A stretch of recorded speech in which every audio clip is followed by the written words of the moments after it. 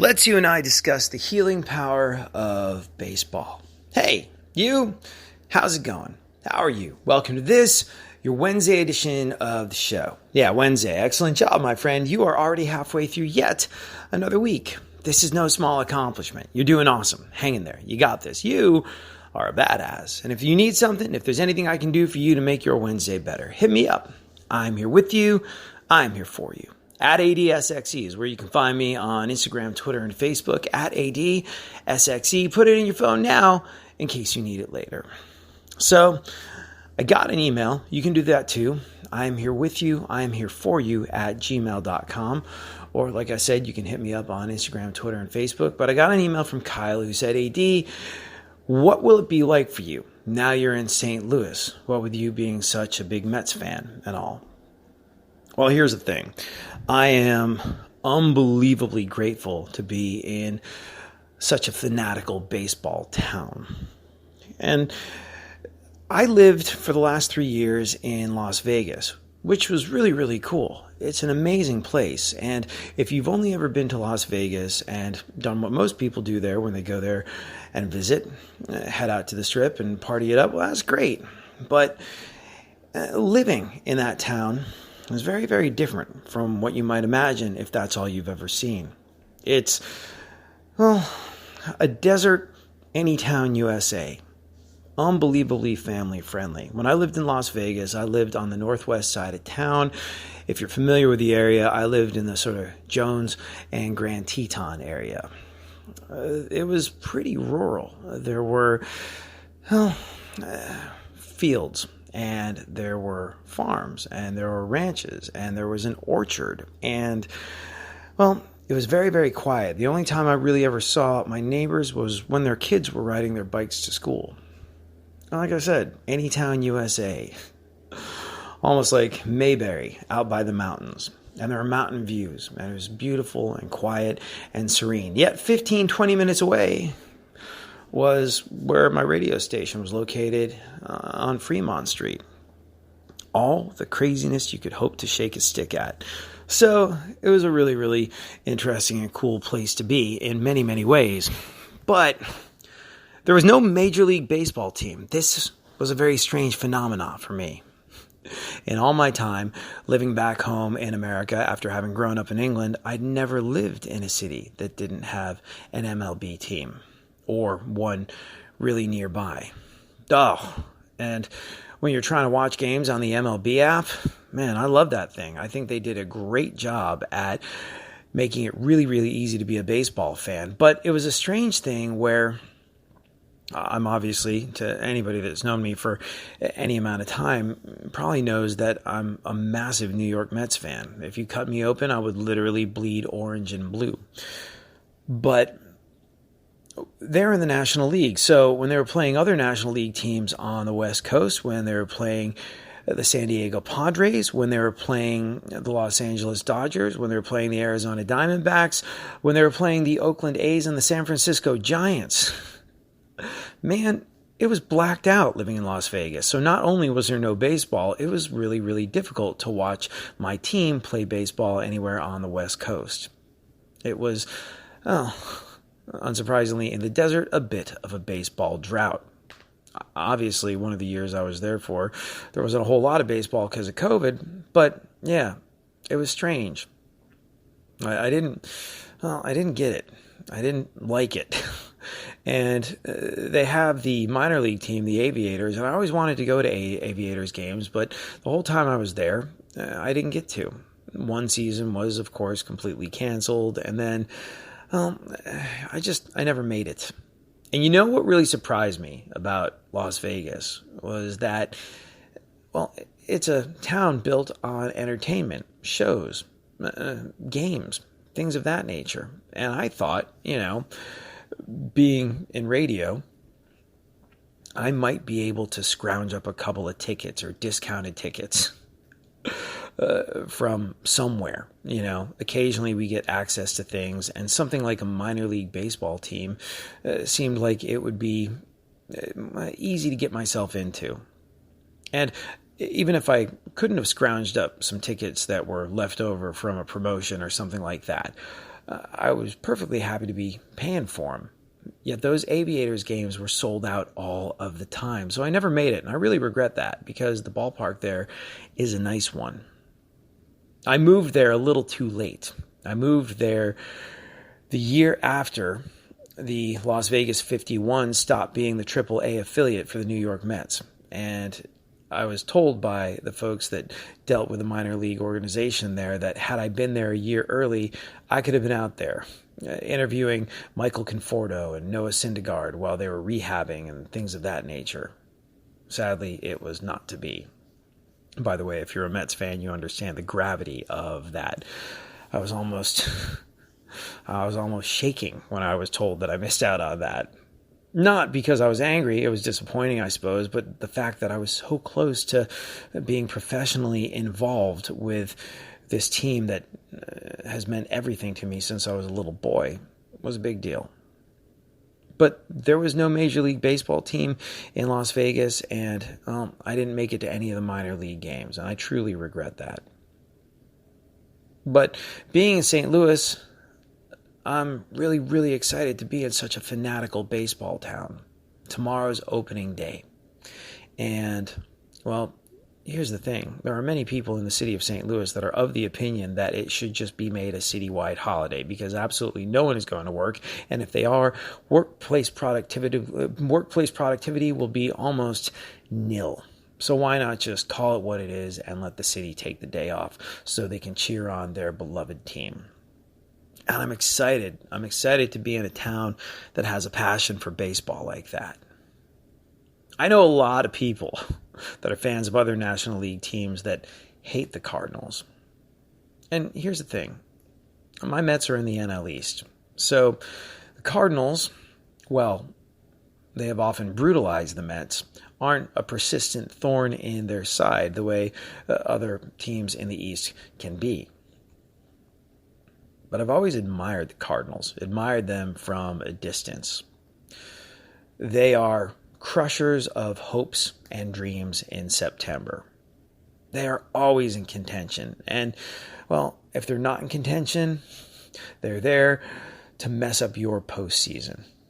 They are a team that really doesn't seem to know how to quit. And it's not just a flash in the pan. It's not just the last year or the last couple of years. I mean, they had that unbelievable run toward the end of last season. That was something. That was something to behold. I think anybody that didn't have a huge grudge against the Cardinals couldn't help but be swept up in that excitement because it was amazing. Goldschmidt and Arenado at the corners, 2 Gold Glovers, pulling off amazing, unthinkable things late in the season that way. It just really doesn't get much better. And, well, for me, the Cardinals have always had this thing that I admired, this thing that I wished my Mets had, this thing that I wish, that I think a lot of people wish their teams had.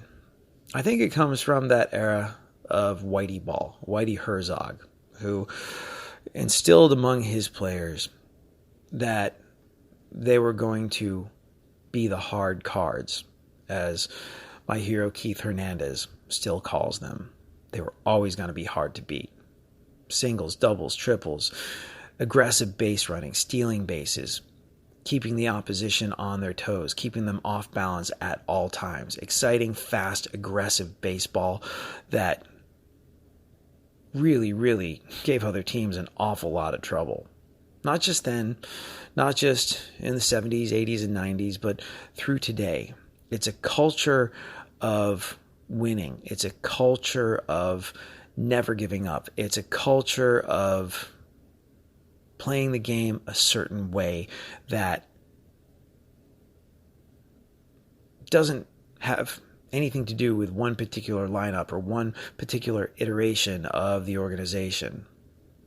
It's a cultural thing, and it's a cultural thing that you, me, all of us, if we're not fans of the St. Louis Cardinals, we wished our team had. When my Mets were beaten the World Series in 2015 by the Kansas City Royals, that's the kind of baseball they were playing. And it was a heartbreaker of a season, obviously, to get that far and not make it all the way. And if you're a Mets fan, there are all sorts of theories about Matt Harvey and how long he should or should not have been pitching for. But when it came down to it, well, in my mind, the Kansas City Royals were playing Whitey ball. They were playing that kind of baseball instilled in the Cardinals by Whitey Herzog. They took a page or three out of his playbook and did that thing where they were fast and aggressive, and they didn't just rely on the long ball. They kept my beloved Mets off balance long enough to walk away that season with all of the marbles. And it was heartbreaking, but you had to hand it to them. There was a reason they won.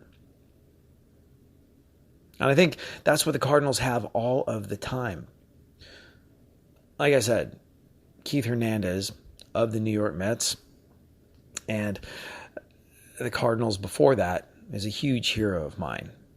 And if you're any kind of a baseball fan, and by the way, if you're not a baseball fan, well, if you're not a baseball fan, you're probably not still listening at this point. But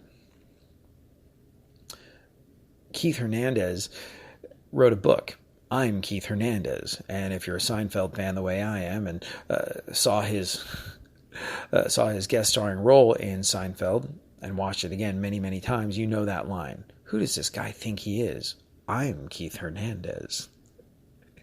And he wrote the book, I'm Keith Hernandez. And in it, he talked a lot about coming up through the Cardinals minor league system. He talked a lot about what it was like to play for them and the culture of winning and the culture and attitude of being that team full of, well, I mean, they weren't afraid of the long ball, but he was a line drive hitter. This was a guy that was going to hit a double and stretch it out into a triple. This was a guy that was going to steal bases. This was a guy who played a fast, aggressive, unbelievably intelligent first base. One of the all-time greats. How that guy is not in the Hall of Fame completely escapes me. And as far as I'm concerned, Keith Hernandez should be in the Hall of Fame, not just as a ball player, as a broadcaster. He is one of the all-time greats. If you're not a Mets fan, chances are you haven't had a chance to catch him doing his thing as part of the Mets booth, which, well, I'm biased, obviously. I think is the best booth in baseball. They are fantastic. Gary, Keith, and Ron are like no one else in the business. The Mets have spent a good portion of their career since I've been a kid sucking. And it's when the Mets suck, when they're getting blown out, that those guys truly come alive. They can talk about anything from music to architecture and make it compelling and interesting. Even if you don't know anything about the architecture that they're speaking about, they invite you in and you feel like you are being educated by a friend. Bad architecture while you're watching your baseball team lose, and yet you're still transfixed and happy. It's an unbelievable, amazing, rare thing. And like I said, if you're not a Mets fan, chances are you haven't heard Keith Hernandez do his thing as a broadcaster. But like I said, he should be in the Hall of Fame, not just as a player, but also as a man behind a microphone. Straight up, a genius, I think. A guy who has unbelievable amounts of talent and has worked incredibly hard to hone that natural ability, both in baseball and in the booth. But his book, I'm Keith Hernandez, gave me even more admiration for the St. Louis Cardinals. And if you are someone who's just getting to know me because I've been the morning guy on KC95 for a whopping 3 days now, you should know this. And this is a question I've been asked by a lot of KC listeners in the St. Louis area. I have nothing but admiration for the Cardinals. I am so happy to be in such an incredible baseball town. And I will have no problem cheering for them, except for when they're handing my Mets their asses. And of course, the struggles with the Mets have begun before the season even has. Our ace, a once-in-a-lifetime Koufaxian-style legend. An untouchable genius on the mound. watching this guy twirl a gem is like watching the Sistine Chapel be painted. The great Jacob deGrom out for who knows how long. But this idea that we were going to get to see Jacob deGrom and Max Scherzer pitch back to back, that's a ways off.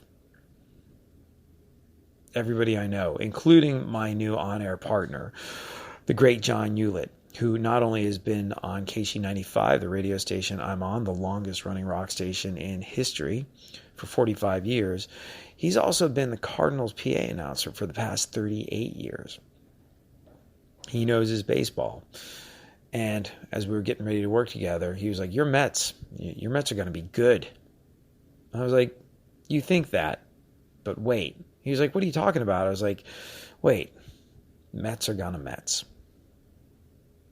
And, well, the injuries have begun before we've even stepped onto the field. Note, I use the royal we.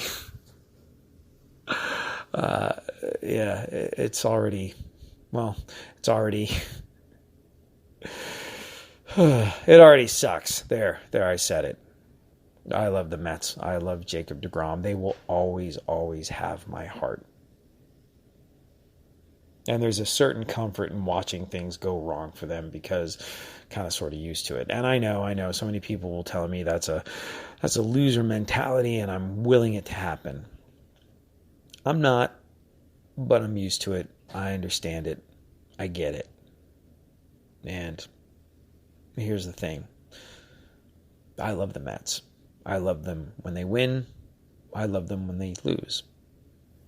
I love the Mets. And no amount of injury, no amount of disappointment, no amount of any of that is going to change it in any way, shape, or form. That's in my DNA. That doesn't wash out. And I'm just very happy to be in a baseball town.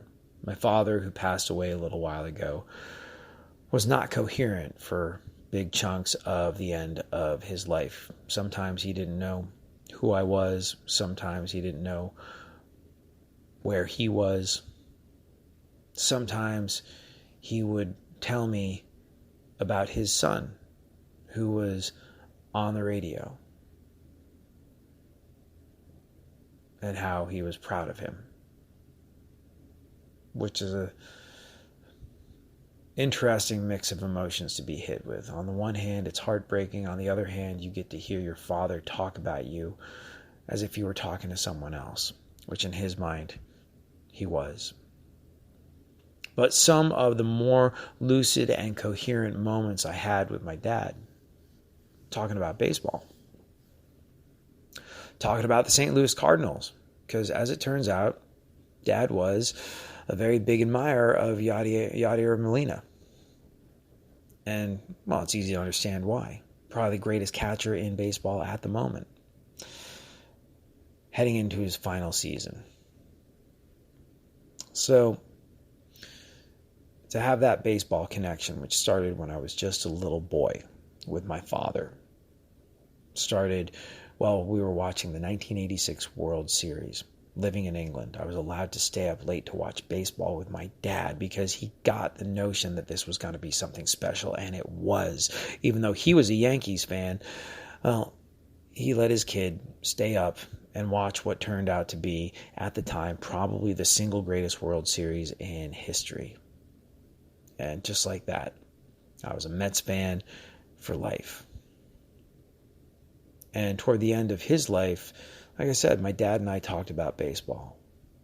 A lot of the time, things were difficult with him. He was agitated. He was upset. He was sometimes confused, and when he wasn't confused, he wasn't very happy because he understood what was going on with him. And it wasn't a fun place to be. But some of the last great moments of true joy I had with my father was rewatching that 1986 World Series together, the way we did when I was a little boy. And that meant everything to me. It meant everything that I had it when I was a kid, and everything that I had at one last time as a grown-up.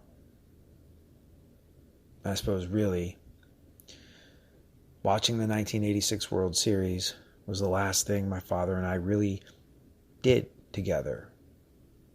Most of the time I was looking after him. Most of the time I was, you and I have talked about this a bit in the past, but the level of care he received while he was in Kosovo, in the Balkans, where he'd lived for the last 15 years, was very high. The doctors were accomplished people. The doctors were experts in their field. His cardiologist in particular trained in Houston, was at the very top of his game. But there weren't a whole lot of nurses. Medical staff was on shorthand, so most of the time I was there, I was looking after my father.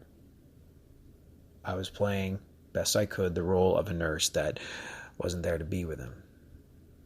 Most of my final days with him were spent like that, but I suppose the last thing I really did with my father was watch baseball. I suppose one of the last things we really talked about was baseball. And how he thought Yadier Molina of the St. Louis Cardinals was the best catcher going. So to answer your question, Kyle, no, it's not weird for me to be in St. Louis as a huge Mets fan. In a weird way, I feel like it was a gift from somewhere else. I feel like it was a gift from my father that we could share that thing that brought us so close together when I was a boy one last time. And during his final season, I'm going to get to watch a man who my dad said was the very best at what he did a couple more times, up close and personal. I bleed orange and blue, but I'll be cheering all the way. Thank you so much for hanging out. Thank you for being a part of my radio family. As always, this time that you and I spend together, it's the best part of my day. I'll be back tomorrow. We'll do it all over again. Play ball. Later.